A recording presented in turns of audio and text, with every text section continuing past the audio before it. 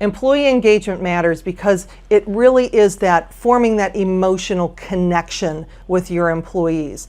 I'll have managers come up and they'll say, you know, Lisa, why should I thank my employees for doing their job? I mean, isn't that what a paycheck's for?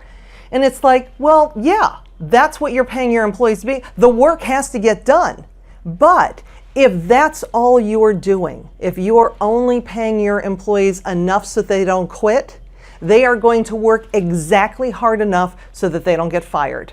So if you want your employees to give you their blood, their sweat, their tears, their efforts, their commitment to your organization, then it goes so much deeper than just the paycheck. Mother Teresa said that we are more starved for appreciation than we are for bread. And that is every bit as true in the workplace. Employees want to feel that they matter. They want to feel that they're valued, that they are contributing to a mission that's greater than just your organization. They want to know that they make a difference. And when you reach out to them and you let them know that they are making a difference, that's what's going to keep them with your organization. That's what's going to give you the commitment that you want.